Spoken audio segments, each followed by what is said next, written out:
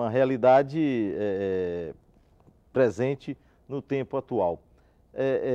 E as pessoas, às vezes, têm muita resistência a algumas mudanças, né? A qualquer deslocamento de eixo ou, às vezes, a uma simples alteração de rotina. Como é que pode ser pensada essa melhor apresentação da ideia ou da sua efetiva aplicação? Bom, tem pessoas, claro, que estão na zona de conforto, né? Acha que não deve mudar. Aliás, tem algumas até acham que a questão do teletrabalho é um privilégio para determinados funcionários da empresa. Puxa vida, você pode trabalhar em qualquer lugar, a qualquer hora. No bate-ponto. Vai para o Beach Park, leva o seu notebook. E ninguém precisa saber que ele está no Beach Park, né? Ou em outra praia fantástica aqui de Fortaleza. Não. Então, tem essas pessoas. Outros acham que o teletrabalho, aconteceu isso, nós já vimos vários casos, não só no Brasil. Nós vimos casos que os funcionários que estavam teletrabalhando, eles estavam aquilo que a gente chama no processo de fritura. Ou seja, eles estavam na linha de tiro. Então, vamos afastar esse cara, daqui a pouco não promovemos ele e depois nós despedimos. Algumas empresas adotaram até para isso, erradamente. Não é essa linha que nós estamos falando aqui. Então, você tem os dois lados, né?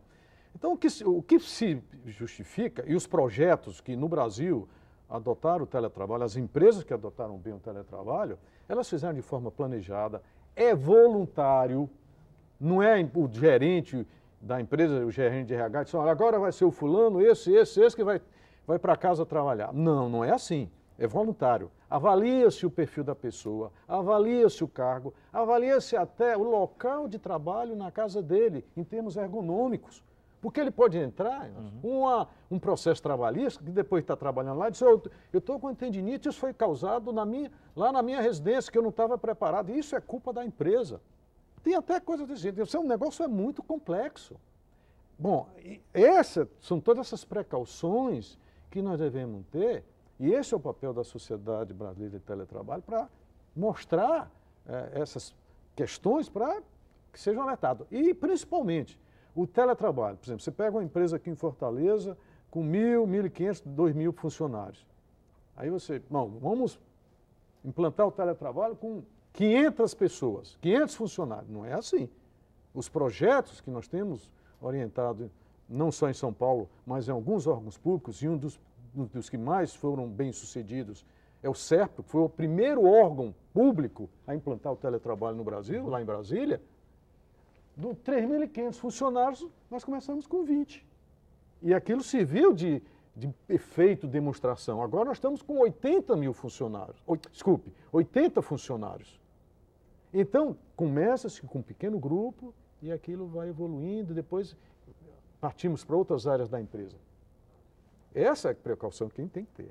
Essa disciplina, Inácio, ela é possível ser transferida? Por exemplo, a gente tem, de forma recorrente, se a gente for definir bem, serviço público, há uma certa necessidade de deslocamento de alguns eixos estruturais de instalação, ou é possível que aquilo que a gente imagina ser a razão primeira do serviço público, ela pode entrar em algumas atividades nesse campo, assim você imagina? Eu acredito que sim. Agora, uma coisa que eu acho que eu gostaria até de ouvir a explicação do professor é que, na verdade, hoje, o mercado, ele visa muito a questão da coletividade, do trabalho em equipe, né? Você discutir, né? Você fazer realmente atividades. Interatividade. Isso, né? E o teletrabalho, me parece que você tem algumas atividades que são, digamos assim, específicas para acontecer. É quase com a tarefa que você recebe, né? Dentro de um planejamento, por exemplo, né? Que você executa e presta conta daquilo. Dever de casa do ensino primário. Exatamente. Quer dizer, aí você diz, não, mas eu posso manter essa questão da coletividade via internet, mas é diferente. Eu acho que a questão de você estar no dia a dia discutindo, isso eu acho que enriquece, né, profissionalmente as pessoas. E foi pensado realmente como a gente pode contornar essa questão, que eu acho que é uma questão preocupante, porque você quebra um paradigma, né, um novo paradigma, porque você quebra essa coisa, que é exatamente essa questão de você estar trabalhando em equipe, discutindo, montando realmente um projeto conjuntamente. E aí é muito comum no setor público, né, de você realmente trabalhar em equipe. Como é que o senhor vê essa questão? Eu acho que esse ponto foi bem levantado, professor, porque existe algumas pessoas que são realmente contra o teletrabalho. E um dos fatores que elas levantam é exatamente a questão do isolamento social. Então, você trabalhando em casa ou em qualquer outro lugar, você vai perder todo o seu contato com seus amigos, aquela happy hour da sexta-feira, né? Exatamente. E você acaba perdendo esse tipo de coisa. Então, o que nós temos... A não ser que combine para fazer o trabalho já no boteco, né? Pode até ser. Aliás, uma outra denominação que está surgindo, a partir no mês passado teve uma matéria muito importante no Financial Times, lá de Londres, onde ele fala do trabalho nômade. Que a ideia é mais ou menos o trabalho nômade. É o conceito do nomadismo incorporado à questão do exercício do trabalho. Então, o que é que a gente tem visto? Quando a gente fala em teletrabalho, não quer dizer que aquele funcionário nunca mais vai voltar à empresa. Nós temos programas que ele vai uma vez por semana, 2 vezes por semana, 1 vez por mês, 2 vezes por mês à empresa. Isso varia, está no contrato, ele não vai ficar distante dos colegas. E essa questão que você levantou há pouco, professor, eu acho que é muito importante também. A questão das reuniões. Nas empresas onde existem programas de teletrabalho, as reuniões, professor, são muito mais produtivas. Por quê? Porque o teletrabalhador sai de onde o local dele, pode ser a casa dele, pode ser um escritório virtual, seja onde for, e ele vai para a reunião.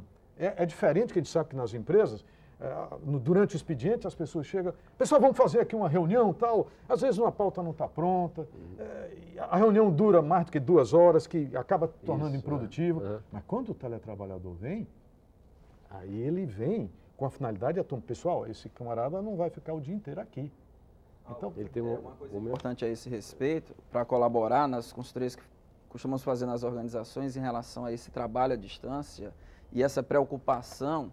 É uma questão apenas de nós sabermos colocar o funcionário, os empregados, as organizações de uma forma transparente, é a questão de prioridade. Você imagina que, ao mesmo tempo que pode se parecer ele ficar distante da organização, o que Álvaro coloca, que não é permanente, não é para sempre, há momentos que ele vai à organização, imagina ele poder estar ou na tranquilidade da sua casa ou num ambiente mais tranquilo, em que se vê essa tranquilidade poder ser usufruída sem a pressão ou sem a própria utilização de algo que acaba interferindo.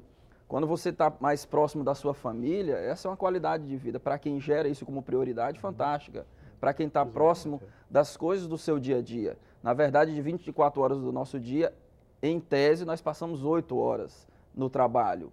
E 16 horas nós estamos para o nosso descanso e as outras relações sociais, que poderiam ser desenvolvidas em outro momento. O que precisa haver, mais uma vez, é o gerenciamento disso, a gestão disso. As organizações incentivarem os encontros, os seminários, os workshops, os momentos em que as pessoas, em relação à sua relação interpessoal de trabalho, se encontram, mas ao mesmo tempo incentivar de que ele vai, a partir daí, ter uma grande oportunidade de várias outras coisas ele poder usufruir, que não fará no método tradicional de quem vai às empresas. Agora, para que a gente possa até orientar um pouco mais aqui o nosso telespectador, professor, por uma questão de relação custo-benefício, se a gente falar, você falava agora há pouco, do ponto de vista ergonômico, qual é o investimento que a empresa tem que fazer para essa adaptação, já tem na ponta do lápis o que é que uma empresa ganha, o que é que ela tem, o que é que ela gasta? Bom, para ter uma ideia bem objetiva disso daí, nós já sabemos que o teletrabalho bem implantado, ele gera em torno de 30% de produtividade. O que significa isso? As pessoas, ao não irem às empresas todo dia, já deixa de ocupar estacionamento, os custos fixos, energia, local, o próprio local físico. Principalmente empresas, em São Paulo nós já temos algumas empresas que num processo de expansão não precisam construir novos edifícios ou alugar novas salas. Ao se adotar o teletrabalho, elimina-se esse tipo de custo. Isso tem que ficar muito claro para as empresas, senão as empresas não vão adotar o teletrabalho. Mas esse ganho vai para o trabalhador, porque a energia da casa dele deve aumentar. Para o trabalhador, Por isso que nós, dentro da nossa linha do teletrabalho, nós chamamos de teletrabalho sustentável, porque ele tem que ser economicamente viável, ou seja, redução de custo, aumento de produtividade, tem que ser bom para a empresa. Ele tem que ser ambientalmente correto, porque um teletrabalho, se ele não for bem feito, ele pode gerar outros problemas, e ele, ao ser ambientalmente correto, significa que eu estou deixando de usar meu carro e estou deixando de emitir CO2 e estou colaborando para melhorar o meio ambiente. Aqui em Fortaleza não tem problema de poluição, mas já tem problema de congestionamento, a gente sabe disso. E socialmente também bom, por quê?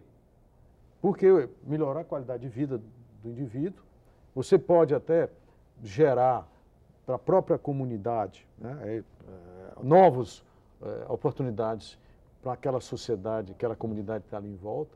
Então você tem que ter esse tripé e tem que analisar desses três aspectos. Não é só a questão econômica. E a questão até, como nós comentamos há pouco, da redução de trânsito, uma colaboração da empresa para a redução do trânsito.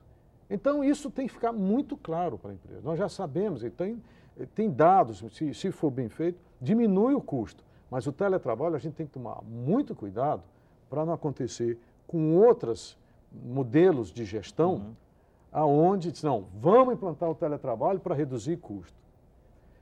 O indivíduo, outro dia uma empresa, fui até num sindicato, o sindicato até da Petrobras, e fez a apresentação do teletrabalho, porque a Petrobras tem muita gente trabalhando à distância, inclusive nas plataformas. Pois bem, aí a pessoa disse, e qual é o benefício para o empregado? Aí eu falei, não, primeiro de coisa, isso aqui é voluntário, a empresa não obriga a pessoa a ser teletrabalhador. Segundo, esses custos que ele vai ter em casa, em vez de que era da empresa, quem é que paga isso? Isso não tem esses custos. Mas, inclusive, as empresas que implantam também o teletrabalho, elas acompanham se houve aumento do consumo de energia doméstico na casa do fulano, exatamente para ver esse Mas tipo cobre de isso, Ciro? Faz esse acompanhamento, monitora realmente todo esse processo? Faz acompanhamento porque pode dar problema, professor. Então, já houve, como aconteceram já casos, então tem tudo isso. Mas ele melhora a qualidade de vida. Uma coisa que o Reginaldo comentou, a questão da disciplina. Se a pessoa não for disciplinada, o teletrabalho vira um inferno. Ele vai trabalhar sábado, domingo, ele está com o computador ligado, ele não se controla de chegar na segunda-feira, no caso de a empresa, e tomar decisão ou resolver aquilo que ele já viu no computador, já manda e-mail, já recebe e-mail, já manda para uma outra rede. Quando vê, aquilo que foi comentado antes também pelo Reginaldo, a questão da família. E aí, onde é que fica a família, né, Reginaldo? Então vira exatamente o efeito inverso. É para melhorar a qualidade de vida. Esse é o benefício dele. Agora a gente já tem amparo legal, tem citado aí atualmente alguns casos que são do litígio. Que acontece? Nós estamos, inclusive, na Sobrate, junto a Brasília, vendo alguns deputados e senadores que têm interesse nesse assunto, já temos um projeto de lei específico para a questão do teletrabalho.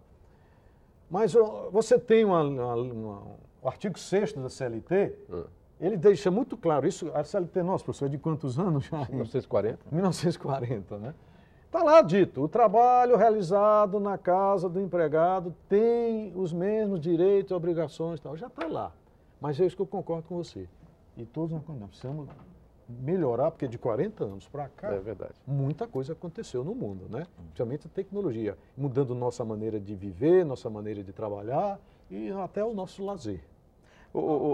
Pois não. Uma coisa a acrescentar em relação à regra e à lei é o entendimento das pessoas, da sociedade, dos empresários, dos empregados, dos empregadores e dos empregados, a gestão disso e a economia disso. Quando você fala do aumento de energia, ele é ínfimo em relação a 1 hora de deslocamento de ônibus, a 45 minutos de deslocamento de carro. Empregados que utilizam carros têm um gasto com combustível, com pneu. Há uma série de outros gastos que são, às vezes, menores ou parecem não estarem transparentes, quando as pessoas realizam atividades de teletrabalho e utilizam essa ferramenta,